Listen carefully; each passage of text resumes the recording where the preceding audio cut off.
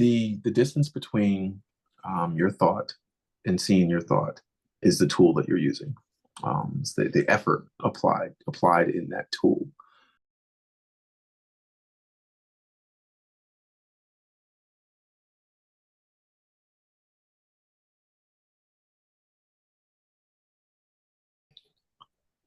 All right. Well, thank you, Antoine, for being here today. I'm very excited to have you. I'm looking forward to hearing about how you use Muse day to day, more about your work, how you use it personally. I really appreciate you being here to share it. Let's start off. Who are you? Why don't you give us a quick introduction? Cool. My name is Antoine RJ Wright. I'm not the AJ Wright of the British supermarket conglomerate, goods conglomerate. I'm not the Antoine Wright that played basketball in the NBA. Salary would have been nice, but I'm slightly different. I have a URL, personal URL domain that's older than Facebook's. That's my oh my goodness, claim to claim. I've been around the internet for a hot minute. Absolutely. I run a small coaching consultancy called Avanceé, AVANCE, which helps small businesses and their teams figure out what's next in terms of operational, technological steps forward. And Muse plays a pretty big role in that as a contemplative space, as a strategic thinking space, not necessarily for collaborative space. I think there are other applications that are better served as collaborative whiteboards, but as a means of pulling a whole lot of disparate things together, Muse is fairly awesome. I also serve on a number of boards. Some are education-based, many are around bicycling and transportation advocacy, a few other things here and there that Muse also serves very well as not just info repository, but kind of a means of being able to look back over the course of what did I hear, what did I see from discussions previously. So it's pretty fun. I try to stay busy. Yeah, sounds like it. My goodness. Well, thanks so much. So not only is your agency kind of early internet era, but I believe you were one of the first Muse users, even I think pre 1.0 launch. Yeah, I definitely played in the alpha test flight versions. I was looking actually at the time. I was very much looking to for a whiteboarding type application that had the infinite canvas feel of Adobe Ideas. Really wish Adobe would have stuck with that. That was actually pretty awesome because you could zoom in, iPad only app, you could zoom in to 64 by 64 pixels. You could zoom out to like 4,000 by 4,000 pixels. It was great. Oh my, yeah. Yeah, so you had a very expansive canvas and you could do some fun stuff. There were no layers. It wasn't Photoshop. It wasn't Illustrator. It was something different. Similar to, it was kind of a precursor to what Procreate did, eventually doing. I also used paper. Then it was 53. Now WeTransfer, and I think somebody else has bought them since. Paper was awesome, is awesome. Still have a bunch of stuff in that. This idea of a collection of stuff or collections of items that fit a narrative. Because in paper, you would have your different notebooks for how you organized. And Muse, kind of slotted in that same contemplative space, this idea of being able to do deep thought work that didn't necessarily need other people's brains just yet. You were kind of before that. You were in that gestation period. I was looking for stuff of that sort. Miro and Mural were coming on the scene about that point. Microsoft Whiteboard was not great. It was there, but not there. And so the opportunity to play with Muse was like, yay, let me. And I really loved what the approach that Ink and Switch took towards what does a dedicated iPad application look like? What does not just being a dedicated application, but one that says, okay, our fingers are for more than just point tapping. This is more than just a pane of glass. What if we start using more of our fingers? What if we start using things that are native to the gestural abilities of iOS, iPadOS? I was like, yes, cool, great. We get to do more than just act like we're fake mice and tap and drag. Right. um, Exactly. It's something more than just, hey, let me put this desktop app on an iPad and yeah, all those same paradigms, but you can actually have this kind of tactile physical experience with your yeah, own thoughts. Yeah. yeah. And so that appealed quickly. Um, there were some other UI play pieces that folks were doing during the time. The folks in paper were doing some neat things with color and color swatch mixing that fit the idea of a canvas, not necessarily the idea of, okay, your phone does this, or this is what's appropriate to a desktop. Um, and then the spatial orientation, the ability to have boards or several boards of items that you can kind of dive into as you need. You don't necessarily need the linear outlining piece. I really like Dave Weiner, who does a lot. He RSS founder, founder, instigator, all the things. I love the outliner. I used to use this outliner, Fargo. Used to use that a lot. But the problem with outlines is that outlines are linear. Now, you need something a little more recursive. And I don't like typed text. I think our hands are great. I went through way too many years of penmanship to throw it all away. So let's draw, let's sketch, let's play with thickness, let's play with tempo, let's play with pressure. Yeah. And Apple plus the Apple Pencil, very good canvas to do so. And Muse really still is probably one of the few tablet native applications that starts with this is native for how you would expect to use a large canvas with direct input, not something that's mouse adaptable, not something that's adapted from one-handed phone use. Right. Yep. Yeah. A touch first interface and really an iPad first interface. Yeah. Why don't you walk us through kind of what your day-to-day is in Muse? Start us out. I don't know if you want to kind of approach it from the Avanceé work focus or from the personal focus or kind of where you want to start us out, but why don't we dive in and kind of see how you organize and how you do stuff. Oh, how does Muse show up? Muse comes it comes from anywhere. I'm generally on one of two iPads. Currently on the 12-inch M1 iPad. That's the workday device, the workday. There's content that's on here. There's access that's on here. That's not on my other iPad, which is the 11-inch, the evening computer. I also have an M1 Mac Mini that literally Muse is one of the 5 applications downloaded for it. It made the short list. Yeah, it did. I don't like Mac OS. It asks for too much. iOS probably doesn't ask for enough, but I can deal with not asking for enough versus being too much. Generally, information comes into here from either another application or I have an existing set of thoughts that I'm working towards. Weekly with Avanceé, and I'll jump into the Avanceé reads, is was one of many places that I come into during the day. Jump back a little bit.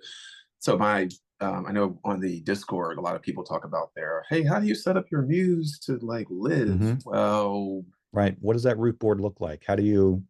This is my root board. So there's work-ish stuff towards the top corner, Avanceé bits, and that's everything from business information to client stuff I'm working on to workspace is usually client-based stuff. It's the client repositories all sit in there. Even Avanceé sits in there. To those who might be asking about the little square icon, that's a linked board. So that lives inside of workspace, but that's linked to the top level here. So each of those boards that have that little icon, that means they actually live in multiple places in your Muse library, right? Yeah. So they live elsewhere. You can get to that Avanceé board from here, the root screen, but also from a few other places. Numerous other places. Okay. Yeah, I very much take advantage of linked cards. That was one of the updates that made me very happy. It was like, cool, I don't have to duplicate cards. I already have a fairly big corpus. I think you're one of the largest, if not the largest. Yeah, library. You're certainly up there at the top. It's 22 or 29 gigabytes. It's not small at all. Um, and then there's the whole, well, do you actually use all of that? And the answer really is yes. Um, Things can start with Avanceé reads, where as I'm reading things online, social media, I'm collecting what I read, often making notes to those items. Sometimes I'm sparked to go back to things that I've read previously and say, oh, yeah, this connects to X, Y, and Z, and I'll pull in from a previous board. This board, this week's board, ends up getting published at the end of the week on Avance's website.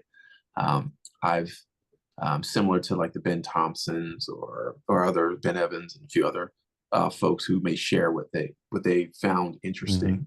I thought the idea of sharing what I find interesting is interesting, but not the way that everybody shares it.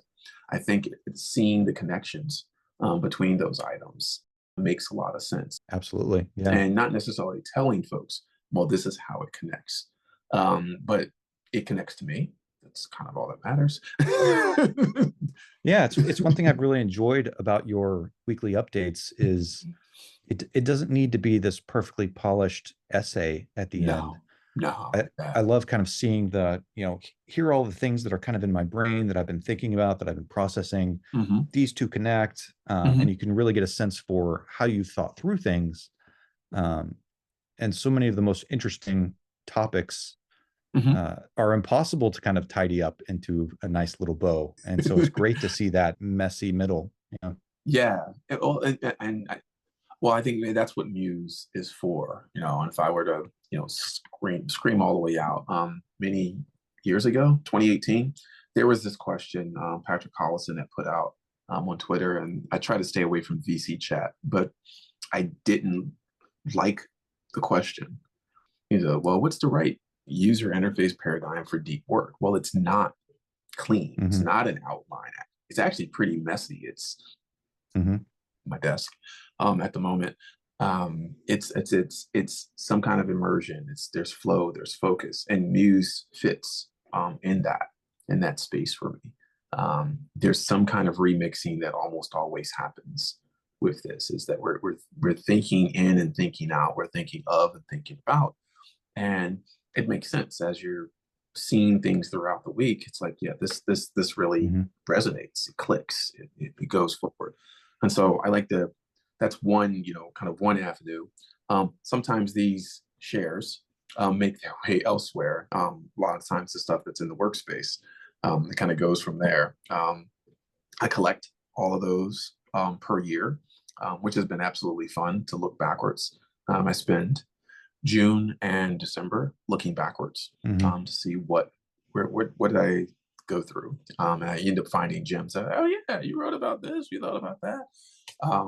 Sometimes I'm actually writing drafts of stuff that eventually gets posted in these, which I think has been pretty fun as well. It's like, okay, there's a little bit more of this idea of synthesis and the ability to have the notes show up and be able to, okay, I'm just going to get the text out. It's out of my head. I sort of natively write in Markdown, which works really well for a microblog, which is what I use for Avanceé. Makes that fairly easy. Yeah, I'm starting to see that pattern where you're creating boards per week and really pouring your thoughts into those per week. And then you also said you do that kind of at the 6-month layer, where it's okay, let me not look just back at this past 7 days, but let me look back at the past half a year or a year. Do you find yourself kind of refocusing? Does either week to week or month to month? Week to week-ish.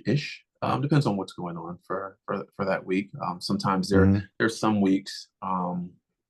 Yeah, you kind of see the ebb and flow of that thought and busyness.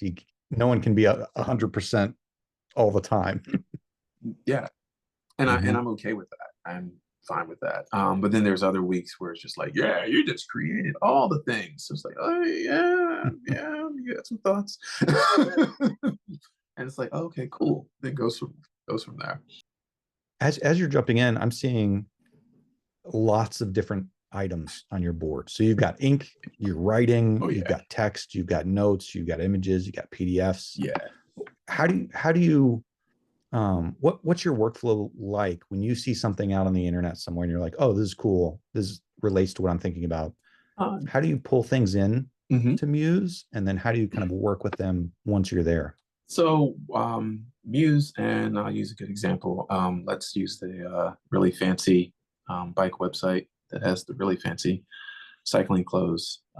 If for whoever's watching this, Cafe du Cycliste makes some really nice clothes. It's like not as fancy as Rafa, but they look better and they wear better. Nice. um, and I might see something that's cool, that's interesting, that's hey, I think I'm interested in this. I'm going to go back to it. I actually have this jersey. This is a good example. And I'll go, okay, it's great. And it may be a screenshot, or it may be in using the share panel. And I use the share panel fairly often, and say I'm just going ahead and send this to Muse because I think this is it stuck out enough that I want to keep a thought about it. It'll live in the inbox until I get back around to it. I did that twice. Did I really do that twice? Yeah, I did that twice. That's fine. Get rid of that. From here, it's fidelity of the thought. If it's really, ease and simple, it's probably going to be a note. You spoke about this during Muse convo. So I'll scribble fairly often. If it's a little bit deeper of a thought, it'll be typed text. And it'll be typed text probably beside that element here. If it's deeper than that, then they'll go into a note text, and I'll go from that note text to put it in from there. I think of the fidelity in that guys. Things that you scribble, things that you note. Pencil is for that. The canvas of the iPad is meant for those quick thoughts. It's worth jotting down, if you will. There may be something a little more valuable for using the text blocks. The text blocks are decent in that there's going to be an opportunity. There's usually an opportunity or reason to connect to other bits. If I were to go into one of the fun boards, I can go to all of the boards. This is all public information. Oh yeah. Helps my brain figure out why the heck is all this associated with each other. Let's do the one that I know. So there's just some examples of text blocks that have connections to them that might be used elsewhere. Colors usually mean, okay, something I need to pay attention to. Blue is usually personal note thoughts. Red is like, what the heck, that I may or may not come back to. Green being something I can go with, or it's a go button, if you will, for me. So the simplicity in colors, simplicity in use works out really well for me in that wise. But I'll do it and I'll use it, do it all the time. It could be the case like with this where I am, I think I stole all of these off of the Zoom as they were sharing it. Instead of doing an excerpt, because I'll do an excerpt fairly often, with a lot of items as well. Generally speaking, just grab the content as needed. Ink sketch being a lowest fidelity, but probably the highest of thought that I prefer to use. It sounds like you're very often on the iPad with the pencil. Always. No keyboard attached. There's never a keyboard on either iPad. It's all just you and the glass. Yeah. I don't. Let's say this so that folks get mad. I don't think iPads should have keyboards. Yeah. One screen, sure, but hardware keyboards, no. What about when you got to do something in Excel? I hear that, or Airtable. Yeah.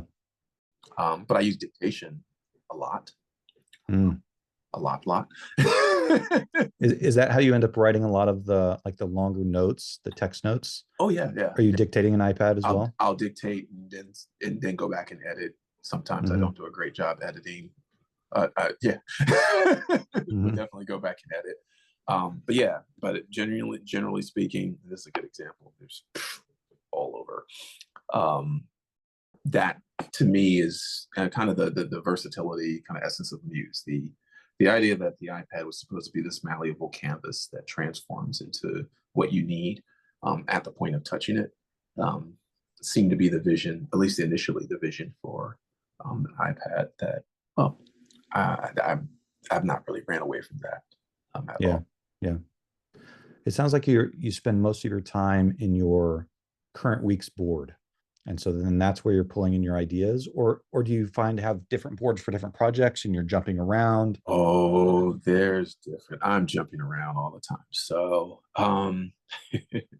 so by jumping around. Because in particular, I'm thinking like, okay, it's the middle of your week. You just hear something interesting or a new thought comes in your mind or a new project is starting at work. It depends on what it truly depends on what it is and where it is. So if it's Mhm. related to something that's from the workspace board, I'll go to those boards and genuinely start it from there. It may not make it to the Avanceé Reads board if it's too specific to that content. Mhm. I read a lot of poetry. I read an obscene amount of poetry. Nice. Yeah, Um, that is not a little bit of poetry. Yeah. so at night, yeah, there's always stuff. All of this is good. Um, so I'm so prose will get Yeah. written, and sometimes this gets started on Muse on the iPhone. Sometimes it gets started um, one of the devices, but I'm usually at night. Mhm. Usually night. I'm usually writing in the evenings at night. So I'm there, and it goes to that year's board of poetry. Um, if it's fun bike stuff, the fun bike Mhm. stuff. Um, it might be on the Brompton board. I'll make all the bike people happy. Um, there's a lot of There we go. boards. Yeah. There we go. Oh yeah. It totally takes a while. There's way too much stuff on these boards. To the there was a person that said, "Hey, yeah, I have a board with slow ink." I was like, "Yeah, Yep. yeah, Been there, right? got a few of those boards." I know a few of my boards will be slow ink forever. Like my Brompton Ideas Campus board has slow ink, but none of the new boards do. Mm. And I actually think that's architecturally with Muse, bits have Yeah. changed over time. And it's like, oh, okay, Yep. cool. But there's a lot of a lot of a lot of Mhm. a lot. So things go where they go, Yeah. based on what the thought is or what the idea might be. I spend a wrong amount of time in the Brompton board. I like my Mhm. Brompton. I like my Brompton a lot. I have two of them, and so there's usually thoughts around either accessories or things I'd like to tweak with either Mhm. one, either model. I went through a very, very long. This board is definitely slow. The Ibrami thoughts, very long Mhm. homework of do I get an electric Brompton or not, and not quick to make a decision, but wanted to consider everything. How am I writing? What other people are writing? Um, how will I use this? How won't I use this? This board takes an absolute forever to actually Mhm. get ready. This is totally the slowest board on my board of my Muse boards. This is also one of the largest boards, weirdly enough. Uh, you can't see how fast my finger is moving, but you can see that things are moving and they're not supposed to. But I did a whole lot of this was a whole lot of homework. I was like, okay, let's go do some Yeah. homework. Let's go think through positives, negatives of getting an electric bike, period. And Yeah. And is this over the course of weeks, months? let me see, the top one is December 2020, and I'm still right in it. So Yeah. yeah. What's that? So yeah, there's lots of stuff here. Yeah. There's a bunch. Oh yeah. And you see there's a lot of handwriting because a lot of it's jotting. Mhm. But yeah, it's you see March, April 23. This board is thoroughly There's a used lot going on in this one. a lot. And it's great because I do go back and read, say, okay, well, was this a good Mhm. thought? Was it not a good thought? Does it make sense to continue? Does it not? Um, any new things to that board actually go onto a different card. Mhm. That board is so slow. But it's great. That's where I think Muse has its advantage. You're in a contemplative space. You're not grounded into okay, I got to make this work with someone else's brain alongside. I need to suss this out Right. for as much as possible. Exactly. It's just a space for you to kind of start making sense just out of your own before you need to push it out to somebody else. Yeah. Talk to me about how you use multiple devices. You mentioned the iPhone earlier for collecting thoughts. Do you use Muse on the Mac as well, or is it pretty much a 99% iPad plus some iPhone? 98% both of the iPads, 1%, 1.5% iPhone, and the other 0.5 is the Mac. I'm using because the Mac doesn't get turned on very often. I'm running, I'm doing a pretty neat experiment around machine learning, understanding language models a bit better, and that's why I have the Mac. Where is this from? I don't know. Oh, this is the Guardian Guidelines. And so Muse makes sense. Actually, I'm gonna go back. Muse makes sense to me as part of that homework. Not because I can use Muse with the language model, but because I can't. So, but a lot of my homework, a lot of the homework started on this board, my ML board. This is the board. I think I said in Discord, I actually finally was able to export it. I had to use the Mac to do it, to export the board, and it was thousands of pages because there's an inordinate amount of PDFs that are linked here for different research bits, things that have resonated that may be linked elsewhere in my corpus. They were duplicated, but then I was like, hey, these exist elsewhere. Let's go find all of these and trim my corpus down by a few gigabytes. There you go. But I'll use that. I'll use the Mac for some of those a little higher density data. Do you find yourself exporting the PDF frequently to either share out or just to kind of have an archive, or very rarely? Very rarely. More often PNG, JPEG for just the screenshot of items. PDF export was helpful in moving when needing to eventually move out of Muse into something more collaborative. One team, we all played with Muse. We did Muse for Teams. We were part of the alpha, the team for Muse for Teams, and we were able to actually figure out a team-based use of Muse, and it worked. And as we were able to use it, it made sense, to export a few things into PDF. So when we would go into, I'm into that in that workspace now. I still have that workspace open. I actually will be accessing that in the next meeting. Let's see, here we go. Well, to be honest, this was a very, very large board. But the board that's smack dab, the blue one that's smack in the middle of the screen, was the main board that I used to manage and understand what team, my design team, and then the project teams were working on. How many people were kind of collaborating at the time when we're using Muse together? 4. Yep, 4 together with one other person, one of the executives. We also had him in to peek in. And what sort of tools do you use now with clients? So as you're working in Muse and you're thinking and doing a lot of things, how do you pull out those ideas and thoughts?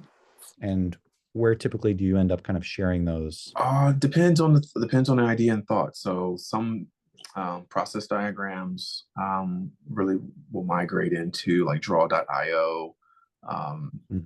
Was that diagrams.net/draw.io, whatever their name is now. They might have another URL now.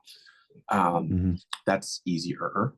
I don't like Word. But if you have to do Microsoft, copy and paste it into text into a Microsoft product is painless. If things coalesce and need to go into a deck, some of the stuff that's on these boards that are on screen ended up going into a deck. Ooh, I need that at the bottom. And hey, I was wondering if I still had that.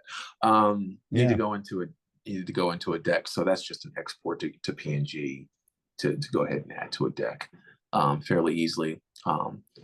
There are some in-app links to MindNode for a number of mind mapping flows for this actually workspace others.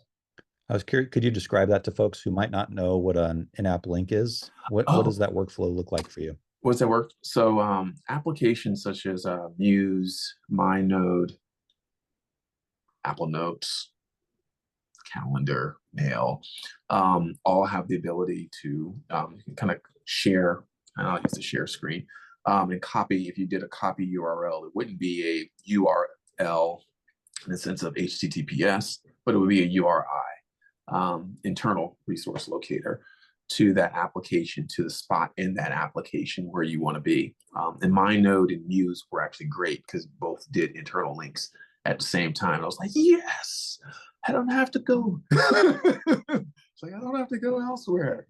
Yeah, it was great. Yeah, you could drop in a link to a MyNode place in Muse and just jump straight there, and then vice versa. Yeah, I would go back and forth. Like, how do you do that? And then you spend 20 minutes talking about Muse, and then you come back into the thing that we were talking about after that. Yep. That would be those pieces there. Generally, though, that's and it sounds really, I won't say dirty, or rough around the edges, because it's going to be different for each client interaction. Mostly, I try to keep things as simple as possible in Muse. I don't worry about styles. I think that's actually good. Actually, that is good. So this is good. This had to go into. This went into an email that ended up going into a deck that was formatted also cleanly enough to get into ServiceNow. So I keep things really simple. I don't worry too much. Bold, italic, underline, I could care less about those pieces. The formatting that Markdown offers for those things is enough for those pieces if it needs to go elsewhere. I don't worry about code inside of Muse. I have, and I laughed at myself. I was like, "You're writing code in Muse. That's not smart."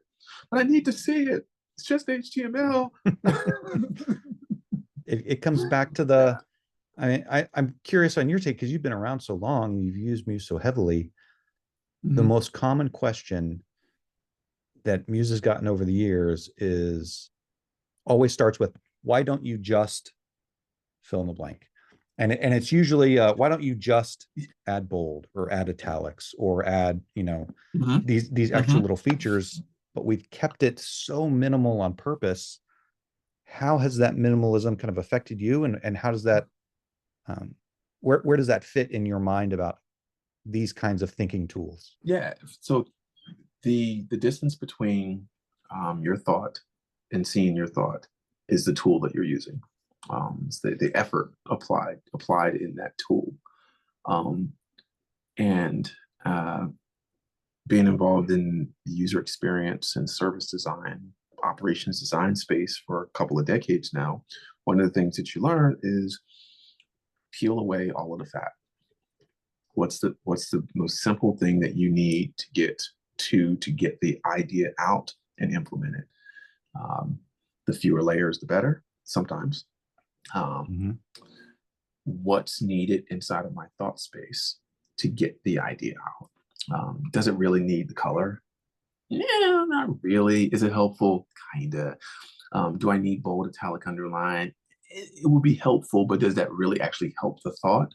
Or does that help the communication of the thought, which is a different bucket?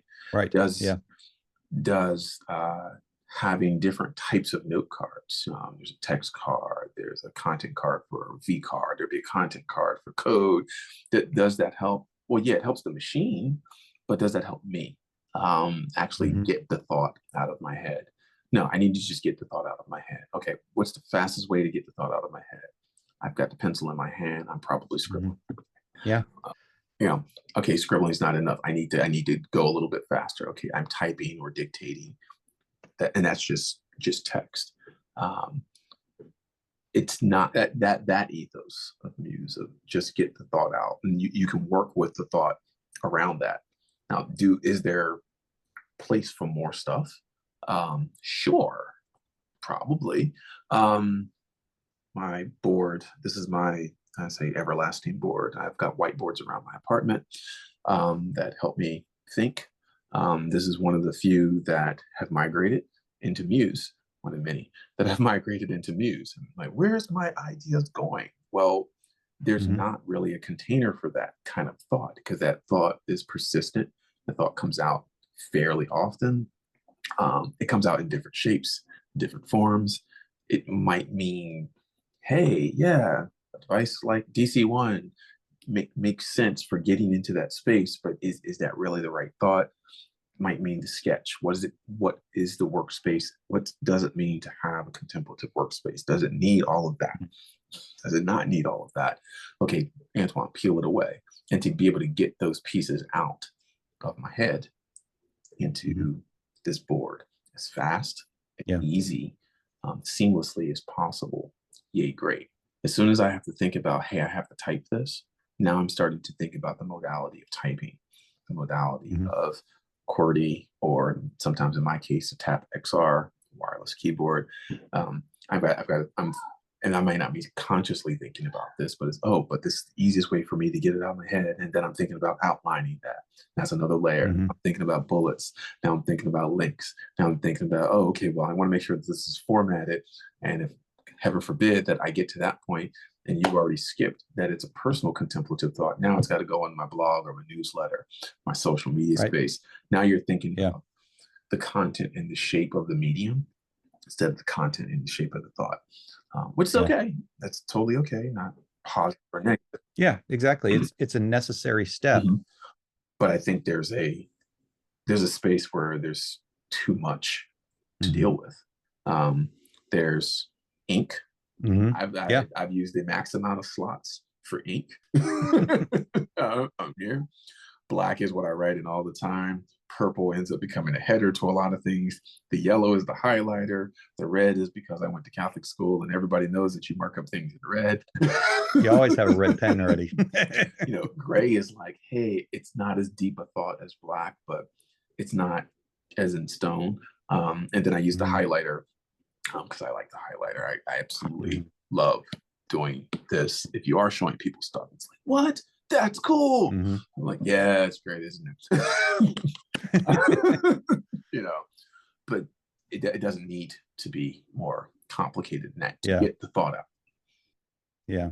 I often think about, I'm curious if you've thought about it this way. I think we've had this discussion before of there's, at least for me, when I'm really thinking and digging into a topic, there's the work that I'm doing that is thinking of the topic and really moving this kind of process in my mind forward.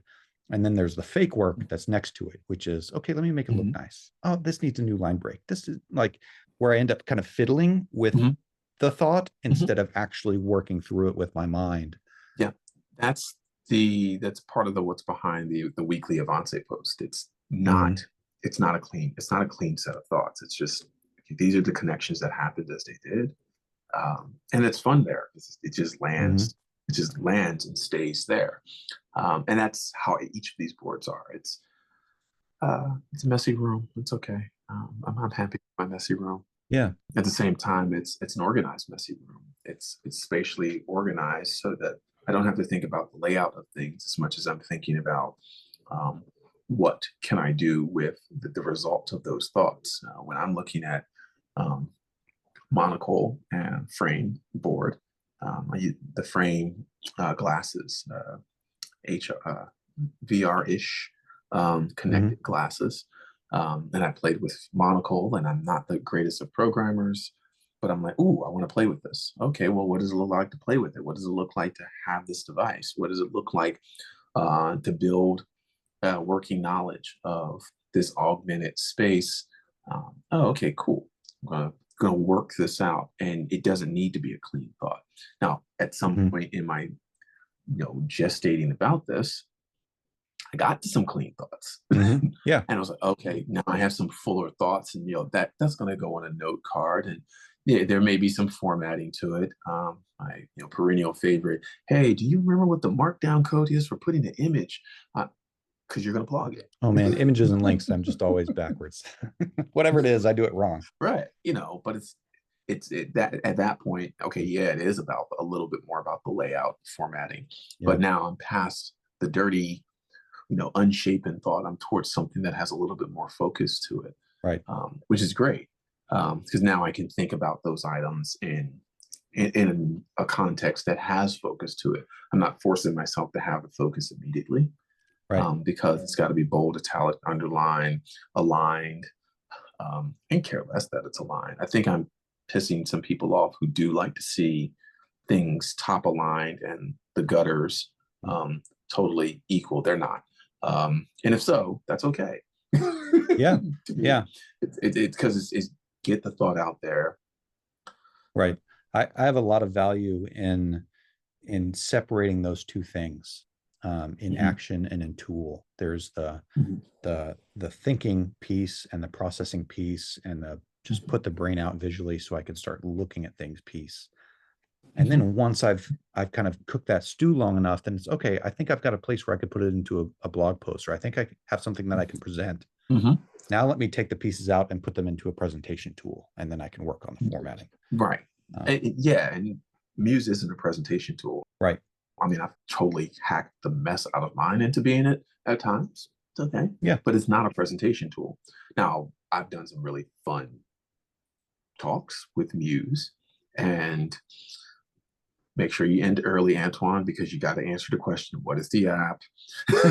But then you get to, well, okay, but how come that looks cool? How come that, what one person said, how come that looks like the future? I said, oh, because I'm not using a mouse and a keyboard to get my thoughts out. You're interacting with my brain as I think it.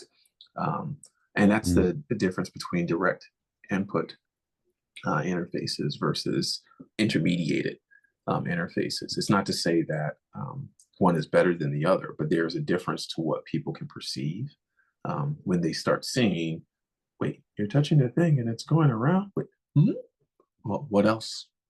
What am I not getting from other means of input? That's why I thought the Wii was amazing when it came out. It's like, yes, a controller that it has a Z axis. We're gonna work with depth. Yeah, right. Yes, controlling is just Yeah. more than just tapping these buttons. Okay, great. I love what you said earlier when you said the distance between you and your thoughts is the tool. You have to use a tool that lets you get closer to your thought. You can let you get there, but we also have to let go of wanting to have all of the other bits. There's a place for that control. Right. When actually Avanceé, we were just in that board. So for Avanceé, when you were just open, when I was looking at actually this, I was like, hey, I'm going to tweak the landing page. How do I want to tweak the page? I could do this here. This is easy. Actually, I think I did it in a PDF. I just like screenshot it and was like, I think I can just do this. But my thought set is here. Right. But it's okay, well, this has to happen in code. All right, cool. But am I sure that this is exactly what I want? Well, I'm not sure. And when it does kind of get there, then what? Does that answer the thing that I was asking? Well, I can answer those pieces in the contemplative space here. This is where my thoughts are, even before building it out in code, which I eventually did. This happened weeks ago. And I was like, okay, I got there. Okay.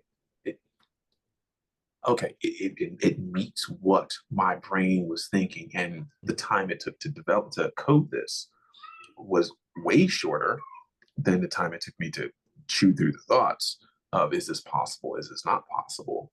But the chewing through the thoughts was necessary to make sure that I spent as little excess time coding something that probably wouldn't have worked. I got to an output, a destination output that gave me an outcome that I was really clear on, because the distance between the thought and the thing that was implemented had some space to play. I mean, it's almost that old carpenter adage, which is, measure twice, cut once. And Muse is that opportunity to measure your own thoughts and to decide, am I moving in the right direction? And then when it's time to cut, you can move it out. You can go to your tools and you can really get into the weeds of formalizing it. Yeah. So that's largely, I'll say largely, most of this is how I use Muse. I don't make any designation to, I mean, Avanceé reads is probably the only timely thing that's a weekly. And there are days where it's funny actually, where I've like, oh man, there's like 8 articles that I've put into the inbox, and I go pull them in and go, yeah, that's not really good. But I'm elsewhere in Muse.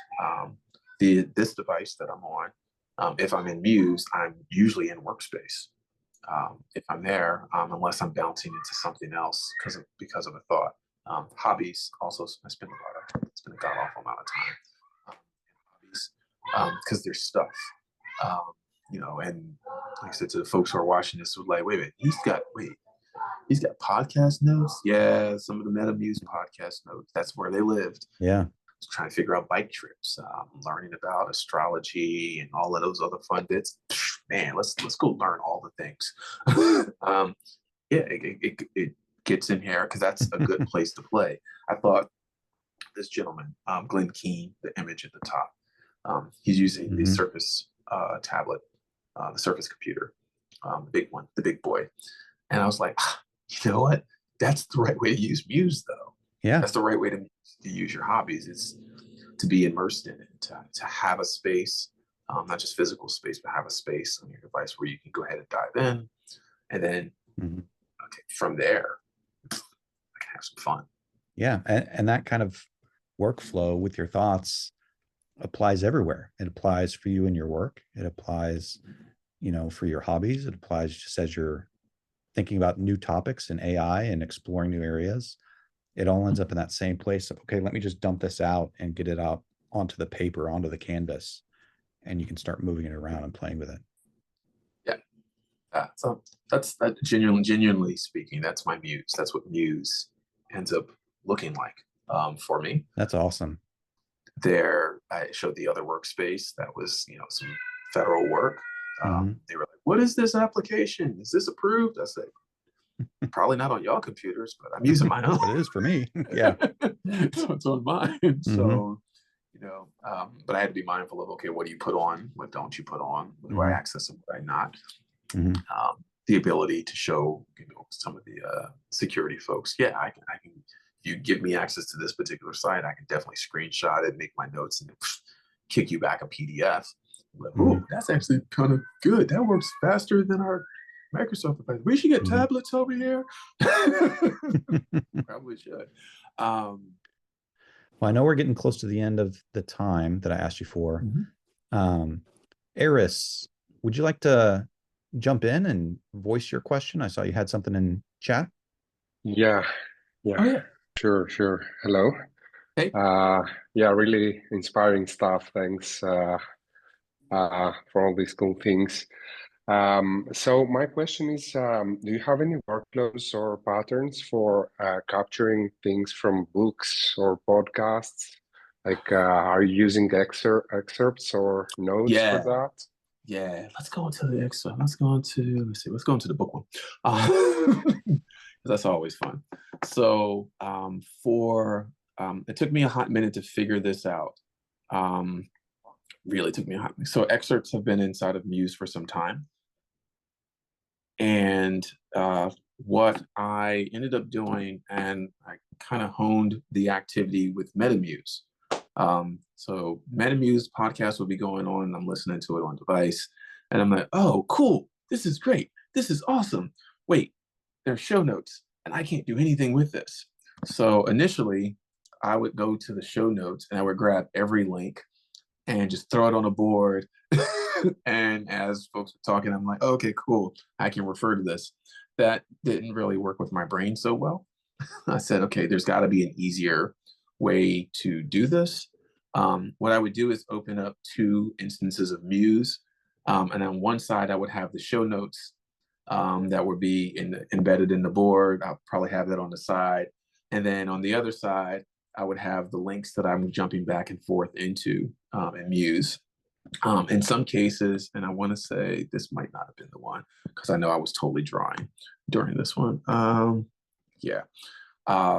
There's one of these, one of the podcasts where I did, I definitely used excerpts for notes from there. I do use excerpts fairly often for the board related work that I do, because there's always a PDF of agenda materials. So that goes everywhere. I read The Art of Strategy on Muse through PDF and excerpted the mess out of it. So there's an excerpt here, actually. Yeah, will you show real quick how you kind of jump from the excerpt back to the content? Yeah, so I'll do max and a little circle. If you can see that little, it's kind of like a little gray circle in the bottom left corner. Yeah. I tap on that item. I can tap on that to come here, go open, go big. You've always got to have the let's do it live demo experience, I think. Yeah, but it's off of the real gray dot there is how I would go back to the full text. And so what I did with Art of Strategy, you can see in the top left corner here, I had the PDF. I opened a second instance of Muse. I did side by side, where you can have the apps going side by side. And then on one side, I'm writing the notes, and then the other side, I'm like pulling in when you're with the PDF, because Muse was like trying to make a decision as to which one to show in the inbox. It was kind of confused because this was not necessarily a small PDF, but I was reading fairly quickly. That worked out. That actually worked out pretty well. Let's see if I can. But yeah, that's how I would generally do podcast reading notes, any reading notes. If I get the PDF of it, I'm a happy camper. If I don't get the PDF, and for example, if I'm on a Zoom call, I take a screenshot of the Zoom and I send the screenshot immediately to Muse. I may or may not have Muse open on that device. If I do, yay, great. And then I go ahead and pull it into the board as desired. That's totally gonna take a while. I don't know why I still have all of those. I have a lot of those, but inside of this was actually a really good example of a book, because I did a lot of cut, copy notes, and this was read over a course of a few weeks. And I liked grabbing the excerpts along the way. So hopefully that helps. Yeah, thank you. Awesome. Well, this has been fantastic, Antoine. I'm very excited to have you walk us through your extensive, largest, if not, right up there at the top, Muse library, 29 gigabytes. The question I like to end on is, it's a bit of a cop-out maybe. Is there anything I did not ask that I should have? And I think we might have talked about this before. What's the, I have a ball using Muse. I don't see me not using it. The back and forth I go to is, how would I use Muse with a local language model? I'm playing with Craft now due to some friends, and play with some friends, and I see it, but at the same time, I'm like, just not quite there. But thinking through what's not yet as possible. Most of the models that are available are very decent with text-based resources, marginally decent when it comes to linked-based resources, absolute trash when it comes to anything graphical, and not very passable when you're doing OCR. I mean, this there, not. But my ask would line up with when does Muse or parts of Muse begin to expose itself, whether it's Apple Intelligence is the hook, and that might have to do a little bit more with Apple opening their play space in that a little bit more, or when is Muse a little more amicable to being played with other data models? Because I'd use this on my Mac. GPT for all, I would totally point it at my Muse data set and say, okay, for whatever you can read, let's talk, and let me talk through GPT for all from what I've done with Muse. Is there any kind of that future ahead of Muse? And I've been experimenting with a couple different things. And I know that there's been a lot of movement on kind of the protocol side. Mhm. The OpenAI came out with, man, what is it called? Agent to agent, Mhm. some sort of protocol. And then Anthropic has the MCP server protocol. Mhm. My current secret project, so don't tell anybody, not that this is literally going on YouTube. I would love to be able to have Muse be an MCP server. Oh. And so then that way you could connect it into Claude or Cursor or Mhm. any of these other things. And then that becomes kind of a tool or a data set that it can pull out and pull from.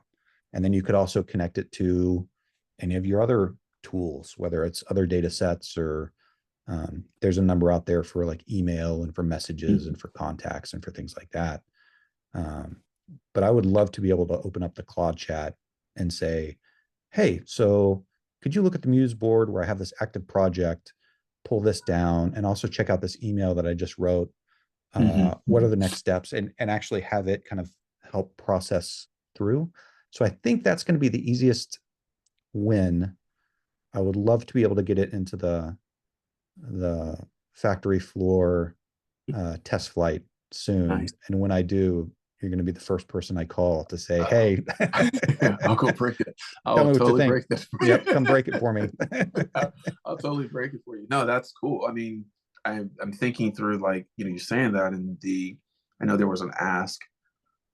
Few people have asked about end-to-end encryption, if you Mm-hmm. will, not using Muse servers. So, Muse as an MCP, Muse as MCP, or a piece Mm-hmm. of Muse as MCP would actually point towards that possibility. Yeah, Um, yeah. Because that's the other big thing that I want to get to this year. I'm hoping is uh, kind of peer-to-peer, device-to-device mhm. sync. Mhm. And then that way, for folks that are worried about privacy and really don't want things on the cloud on somebody else's Mhm. server, they can turn off the Muse server Yeah. entirely Mhm. and just sync, iPad to iPad or iPad Yeah. to Mac, and then expose whatever they want to the over the MCP server or Mhm. not, right? Mhm. But then they have complete control because it's only passing through their own devices. That'd be Uh, cool. Yeah. See that? Yeah. To that end, that'd be great. mm, Figuring out how to leverage, and mm, I don't know that any current models really do the I can see for maybe for some others who maybe not as ink heavy as I am, and think about the screen I have up right now. Okay, yeah, go to the book of the artist strategy and look through my notes, and let's look cross-reference those with mm-hmm. Yeah, what we did for these clients that are also noted here.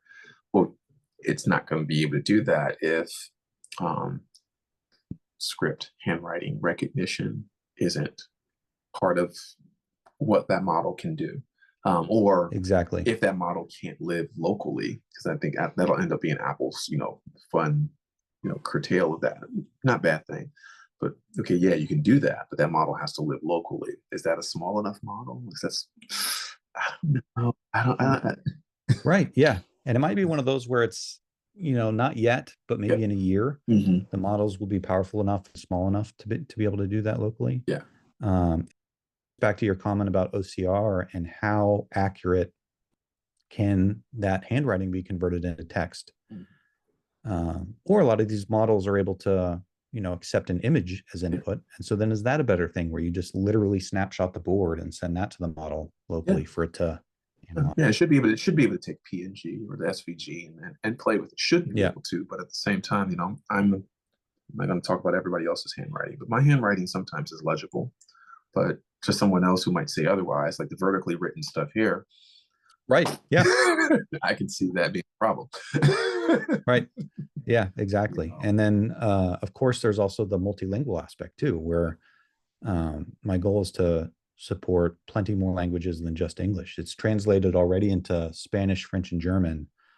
But then whenever OCR comes in, I want to be able to translate text ink Mm. in any language into that native language as well. And so there's a lot of moving pieces, but I think the technology is really getting close to be able to do very powerful things, Mhm.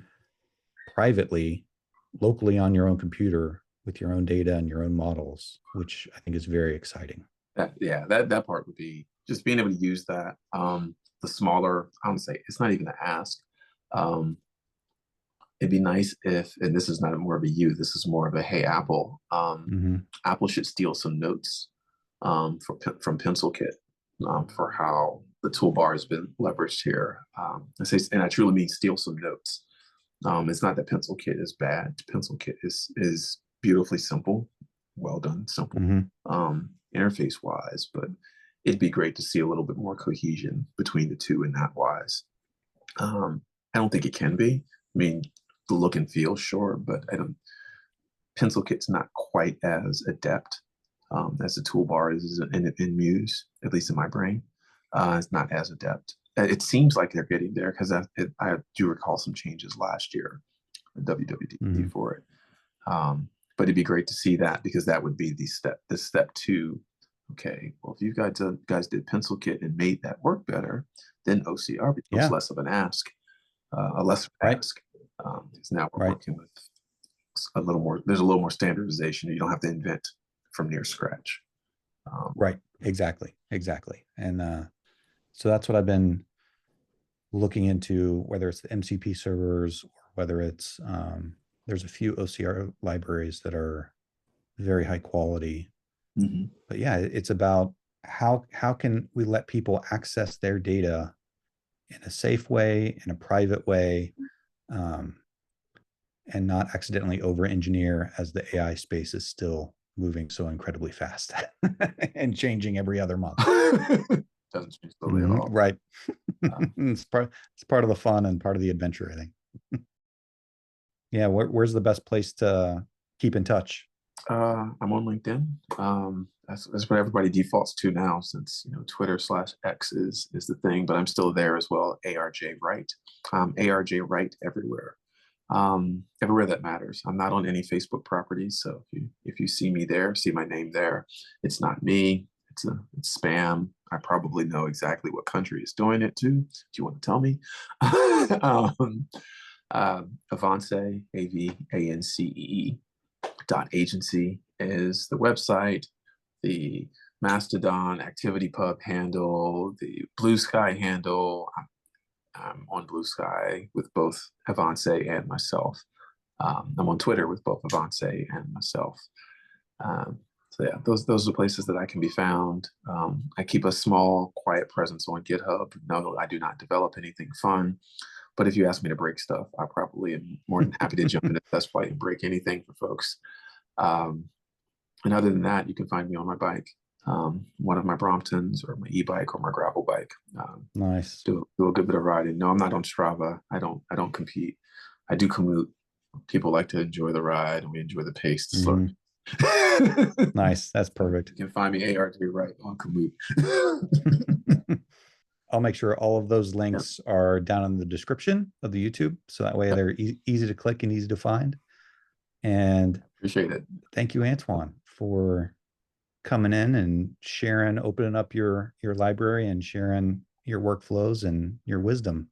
Well, thank you for having me. I think the last time we did this, we talked for extra long, and it was like, this should be a podcast, right? So, yeah, I think it was. Yeah, glad to be able to do it. Yeah, I'm glad we could jump on. This was fun. Thanks much. And to everybody who's watched and asked questions. What's up?